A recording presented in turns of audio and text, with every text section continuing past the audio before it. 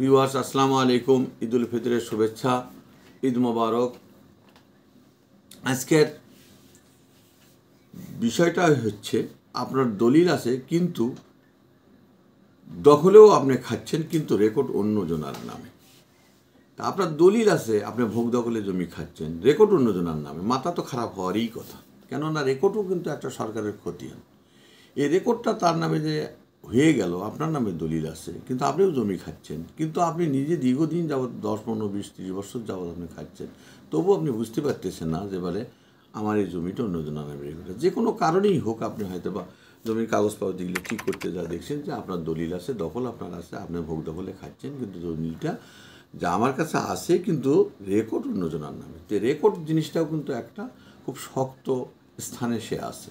এই রেকর্ডটা যদি অন্যজনের নামের থেকে থাকে, তাহলে এই রেকর্ডটা আপনি কীভাবে কর্তন করবেন? অর্থাৎ আপনি কেটে নিয়ে আপনার নামে নেবেন। যেহেতু জমি আপনার দখলে, আপনার দলিল রয়েছে, রেজিস্ট্রিকৃত দলিল, এবং দলিল মূলে আপনার দাগ করছেন, সবই ঠিক আছে, অথচ দেখা যাচ্ছে অন্যজনের নামে রেকর্ড হয়েছে। তাহলে এটা সংশোধন করতে গেলে আপনাকে প্রথম অবস্থায় আমি বলবো, এবং আইন এবং বিধান বলে যে প্রথম অবস্থায় রেকর্ডটা যেহেতু গেজেট হয়েছে, গেজেটের কার্ডে প্রকাশ পেয়েছে, এই গেজেটটা আপনাকে ভাঙতে হবে। কীভাবে ভাঙবেন? আপনি মোকদ্দমায় আপনার একটা লয়ারের সঙ্গে আপনি বোঝাপরামর্শ করে, আমাদের মতো এরকম লয়ারের সঙ্গে বোঝাপরামর্শ করে আপনি এই রেকর্ডটাকে আপনার ভেঙে আপনার নামে নিয়ে আসতে হবে। তখন আপনি ওই রেকর্ড শুটের মোকদ্দমা আপনাকে করতে হবে। রেকর্ড শুটের মোকদ্দমা করলে পরে তখন ওই আপনি বাদী হয়, রেকর্ড শুটের মোকদ্দমা করবেন, সে হবে বিবাদী। তা আপনি বাদী, তা আপনার পেপার যেগুলো না আছে, আপনার দলিল আছে, আপনার সব কিছু আছে, হ্যাঁ, আপনার জমিও দখলে আছে, কিন্তু আপনি জমি খাচ্ছেন দিনের পর দিন, বছরের পর বছর, মাসের পর মাস, যুগের পর যুগ।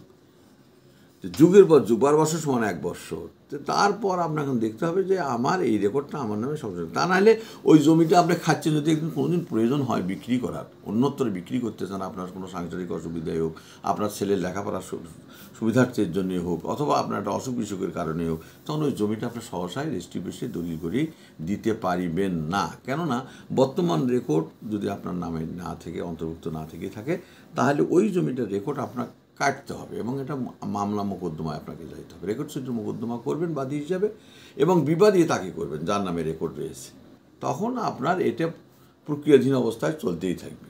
চলতে থাকাকালীন সময় তখন এক পর্যায়ে দেখা যাবে যে বিবাদীর নামে আপনার নোটিশ চলে যাবে। নোটিশ চলে যাওয়ার পর সে তখন ওইটা দেখে অবগত হবে। সে যদি লেখাপড়া নাও জানে, অন্যজনের কাছ থেকে বুঝাই নিবে, তখন বলবে যে আমার নামে এটা করো, তাহলে পরে নিশ্চয় আপনার ওই জমির নাম রেকর্ড হয়েছে, আপনাকে একটা জবাব দিতে হবে। তখন সে কোর্টে যাবে।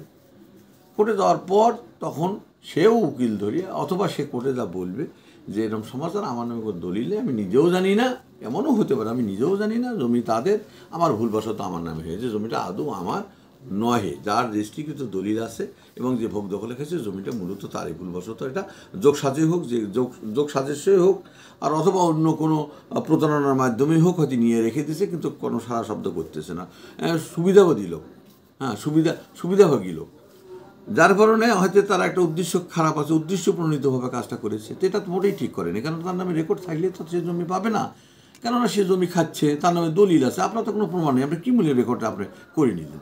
আপনি কী মূল্যে রেকর্ডটা করে নিলেন সেটা তো আপনার দেখাতে হবে। আপনার কাছে যদি কোনো পূর্বপুরুষরা দলিল করে দিয়ে থাকে, সেই মূল্যেও আপনি রেকর্ড করতে পারেন। সেটাও যদি দলিল করে দিয়ে থাকে, সেই দলিলটাও আপনার সঠিক হইতে হবে, এতে কোনো সন্দেহ নেই। যদি সঠিকও না হয়ে থাকে, দাগ নম্বর, খতিয়ান নম্বর, প্লট নম্বর যদি সঠিক না হয়ে থাকে, তাহলে এবার আপনার জমি কোনো দিনেই আপনি রাখতে পারবেন না। যার দলিল আছে, যার ভোগ দখলে আছে, তার সব কাগজপাতি রেডি আছে, তখন সে তাকে আপনার কোর্টে গিয়ে আপনি যখন জবাব দেবেন, তখন আপনি কোনো পেপারস তার শো করাতে পারবেন না। তো অতএব আপনি কী জবাব দেবেন? কারণ আদালতে কাগজে কথা বলে, কেননা আইন তো আইন বিধান অনুযায়ী চলবে। অতএব আপনার প্রমাণই করে দিবে, কাগজেই প্রমাণ করে দিবে যে না, জমিটা আদৌ তার নহে, এটা হ্যাঁ ভুলবশত আমার নামে যোগ সাজস্য হোক, অথবা সার্ভেয়ার দ্বারাই হোক, যে কোনোভাবেই হোক, টাকা পয়সা দিয়ে করে নিচ্ছে, আদৌ সে যার জমি সে খাচ্ছে, যে দিনের পর দিন, মাসের পর মাস, বছরের পর বছর খাচ্ছে, কিন্তু জানে না। কিন্তু পরবর্তী দেখা গেল যে সে 30 বছর বা 35 বছর বা 25 বছর পরে এটা সে জানতে পারলো। যখন জানতে পারলো, তখন রেকর্ডটা কাটানোর জন্য তাকে কী করতে হবে? আইনের আশ্রয় নিতে হবে। তখন আপনি একটা লয়ার দিয়ে আপনার দাগ নম্বর, খতিয়ান নম্বর, প্লট দিয়ে জেল নাম্বার দিবেন, এবং আপনি সঠিকভাবে বুঝি পরামর্শ করার পর পেপারসটা আপনার নথিটা আপনি দেখবেন, আর যেটা আপনি পড়ে দেখবেন কোথাও ভুল হলো কিনা, দাগ নম্বর ভুল হলো কিনা, ক্ষতির নম্বর ভুল হলো কিনা, আমি যার নামে কেস দিয়েছি তার বাবার নাম ঠিক আছে কিনা, তাই যে যার নামে রেকর্ড হয়েছে তার নাম ঠিক আছে কিনা, এগুলো আপনার সম্পূর্ণ ভালোভাবে বুঝি সুঝি করার পর কিন্তু তখন বলবেন যে হ্যাঁ এখন এটা কেসটা দায়ের করা যায়। তখন আমরা কেসটা দায়ের করলেন, দায়ের করার পর আপনার এই কেসটা চলতেই থাকবে। যখন বিবাদীর কাছে নোটিশ যাবে কোর্ট থেকে পিওনের মাধ্যমে, তখন সে তার টনক নড়ে যাবে যে আমি যে এই রেকর্ডটা করে নিয়েছি এটা তো আমি যোগ সাজস করে নিয়েছি এবং আমার কাছে আপনার আদালতে আপনার এখানে আপনি পর্যবেক্ষণ করে আপনি কেসটা করে দেবেন, আপনি কেসটা পুট আপ করে দেবেন, রেকর্ড ছুটির মোকদ্দমা করে দিয়ে দেবেন যে তার নামটা কর্তন করে আমার নামে সরাসরি হবে, সেটা আপনি যখন আপনার নামে হবে তখন আমার পেপারসটা দেখাতে হবে। আদালতে উকিলে আপনার কথাগুলেন, যে দলিলের মধ্যে কথাগুলেন বেষ্টিত আছে উকিলে আপনার কথাগুলেন, আপনার পক্ষের উকিলে কথাগুলেন উঠাই ধরবে জাজ সাহেবের কাছে, জাস্টিসের কাছে। জাস্টিস তখন পর্যবেক্ষণ করে দেখবে যে আদৌ তার নামে এটা হয়নি বা সে কোনো পেপার দেখাতে পারলো না, তা নাহলে হয়তো আপনাকে একতরফা রায় দিয়ে দেবে, সেটাও আপনার রায়।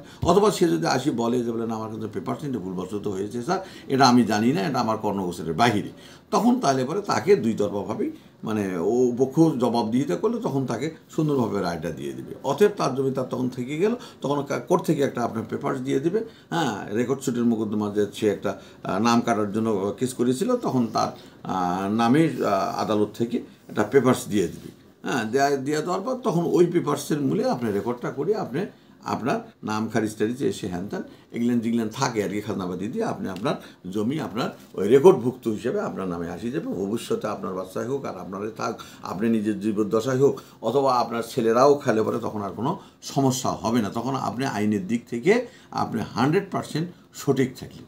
অতএব আপনার নিয়ে ওটা আর কোনো টেনশন করার কারণেই থাকবে না। এমনও অনেক লোক দেখা গেছে বাংলাদেশের মধ্যে অনেক জমি তাদের নামে আছে, তারা ভোগ দখলে খাচ্ছে, কিন্তু রেকর্ড অনুজনের নামে আছে কিন্তু আজও খতিয়ে তারা দেখেনি।